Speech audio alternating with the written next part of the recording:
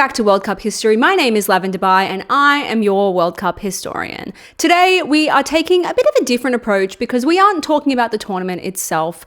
We are talking about the trophy and the fact that it was stolen not once, but twice. Before we get started, we do have to do a kit check. If you see me wearing the same shirt for like 3 videos in a row, it is because today is the only time I have time to film. So we are, of course, wearing the one and only Kit Dealer.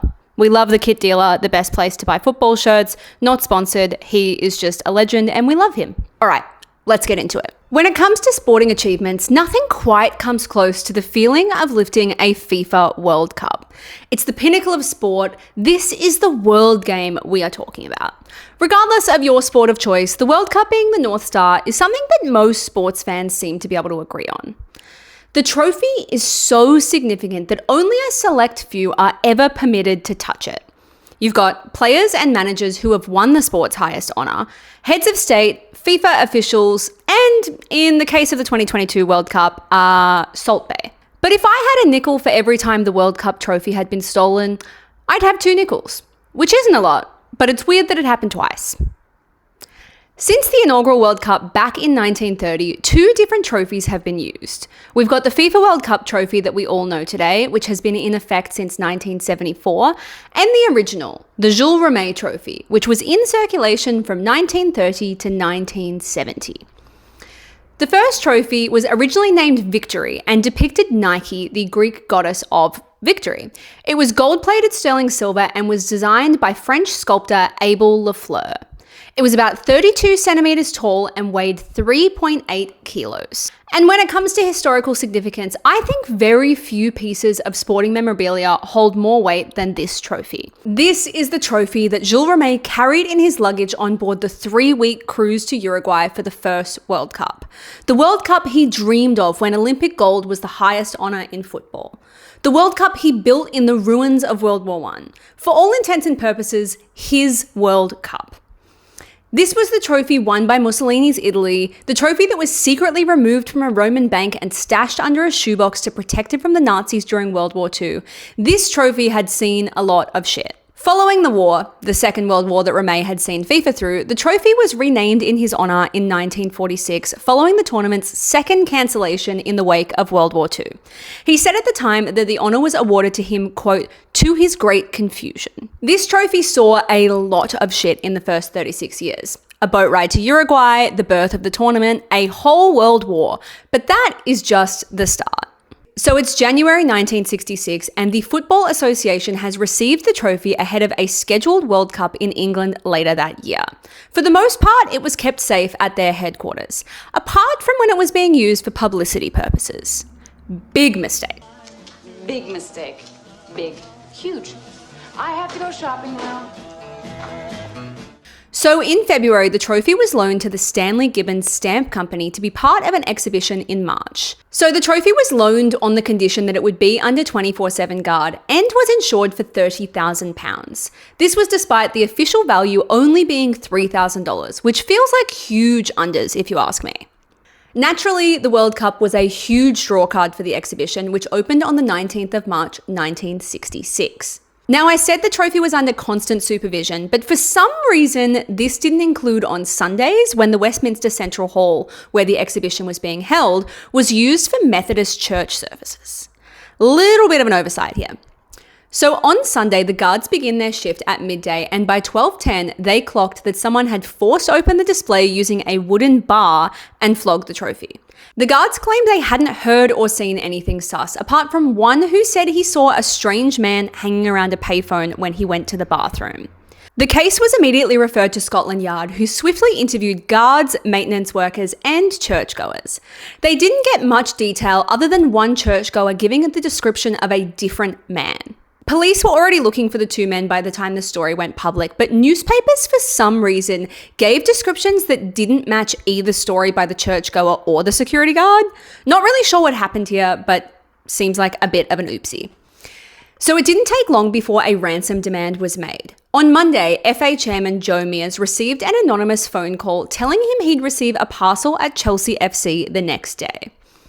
So the parcel didn't end up going to Stamford Bridge. It actually ended up going to his house and contained the lining from the top of the trophy as some sort of proof that the ransom demand was real. And also included a demand for £150,000 in £1 and £5 notes. These thieves were not playing around. They demanded that the FA place an ad in the evening news, and if they followed the instructions, their precious World Cup trophy would be back in their hands by Friday. Failure to comply, and the trophy would be melted down. The ransom demand ended up changing, with Mears copping another phone call from a guy named Jackson, who changed the denominations to 5 and 10ers, not 1s and 5ers. Mears ignored the whole don't tell the cops part and handed the letter and the trophy lining over to Detective Inspector Charles Buggy, who told him to place the ad in the paper as directed. Mears placed the ad on March 24 and sourced a false ransom payment, which only had real money at the top and the bottom of what was otherwise stacks of useless paper. So Mears and the cops sat tight and waited for the call. But funnily enough, when it did come, he was in the middle of an asthma attack, so his wife answered the phone. Jackson agreed to meet and accept the ransom and hand over the trophy, telling them to meet at the Battersea Park gate. So Detective Buggy, pretending to be an assistant, arrived at the park, followed by a bunch of unmarked cops. And to everyone's surprise, Jackson was there, and he didn't notice the money was fake. This is crazy to me that you wouldn't check that. So Buggy asked to see the trophy, and Jackson entered his car and agreed to take him to it. But on the way, he noticed the cops following him. Oops. So they stop at a traffic light and he says he's going to get out and get it. He then walks away around the corner. Buggy was going to follow him, but then he ends up coming back and returning to the vehicle. But soon after that, he ends up jumping out of a moving van and running away because obviously he saw the cops. He was later found in the front garden of a local resident where Buggy revealed his true identity and arrested him. Heather Jasper Howe is actually Dr. Jonathan Jacobo. Turns out Jackson was a guy named Edward Betchley, a used car dealer who was known to police for previous theft convictions. He denied stealing the trophy, but said he could retrieve it if he was granted bail, which feels like a bit of a contradiction to me. This was, of course, denied. So he was ultimately charged with theft as well as breaking and entering, but claimed he was just the middleman for a guy named the Pole, who paid him £500 for his role in the whole scandal. However, when he was shown to the churchgoer who claimed to see a sus man, she identified him. The security guard, however, did not recognize him at all. But that is not even the craziest thing, let me tell you. So Betchley never returned the trophy or even helped find it. Instead, wait for it, it was found by a dog named Pickles. So on March 27, a week after the trophy was stolen, David Corbett took his dog Pickles for a walk around southeast London and found the thing wrapped in newspaper and tied with a string under his front hedge. Poor Pickles probably thought it was a pack of fish and chips, but Corbett immediately recognized the trophy and called police. So at first the cops thought he was involved, but then when he had an airtight alibi, they ended up letting him go and realizing that he was not their thief. The trophy then sat in police custody until April 18, being used for evidence, which probably means they all just got mad photos with it before returning it in time for the tournament's opening. As for David Corbett, as a reward, he attended the Players' Celebration dinner when his beloved England went on to win their first and only World Cup. He was also awarded £6,000, which was double the value of the trophy. And Pickles, he became a celebrity in his own right, becoming a TV and movie star. Okay, so just when you thought this case couldn't possibly get any juicier, in 2018, a journalist actually cracked the whole thing wide open. They found out who actually stole the trophy. So in 2018, a journalist for the Daily Mirror tracked down a man named Gary Cougallaire, who claims that his uncle and his father were the ones behind it. So according to Gary, his uncle Sydney had gone to Central Hall that day to case out the stamp collections. So apparently stamp theft was big business in the 1960s. This was a big deal. It was a big moneymaker for low-level criminals. But the security ended up being way too tight. So he waited for the guards to go on a tea break and the trophy was just sitting there. So he hid it inside his jacket and walked out. On the street outside, he lifted up his jacket and looked at his brother Reg and said, "There you are, Reg. Look at this." They took it back to their father-in-law's coal shed and hid it. Then they panicked because they realized that basically you can't sell the World Cup. Gary said that his dad was freaking out from the moment he realized what his brother had done, and they knew that they had to give it back. Ultimately, Sydney died in 2005, having never been charged and never publicly being identified for his crime. And funnily enough, at his funeral, the wreaths were made in the shape of the World Cup trophy as an ode to this crime. This is so funny because the whole thing was kind of just for shits and gigs. Like, he just did it because he could. A source told the Daily Mirror, quote, "Many a time, Sid would say he was the first Englishman to lift the World Cup in 1966 and that he did it before Bobby Moore. He was an opportunist and stealing the cup was just that. He didn't have any inside information or help from the guards. It was just a spur-of-the-moment thing." And according to sources, he actually was the one that roped Edward Betchley into the whole thing. But when Betchley got caught, he just let him be the fall guy and didn't come forward. And the funniest part about all of this is that Sydney was not quiet about this. He clearly told a lot of people. He was boasting about stealing the World Cup, and he went the rest of his life without ever being caught.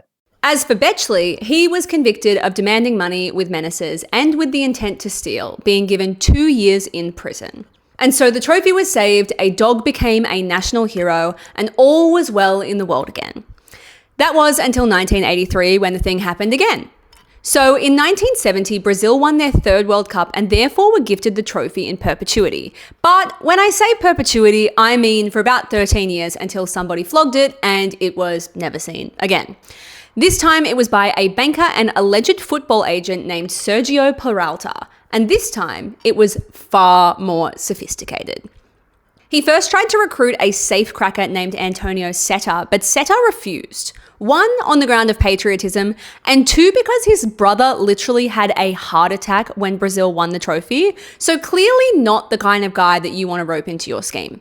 So Peralta is the one that orchestrates the heist, but the muscles are 2 guys named Chico Barbudo and Louis Bigode.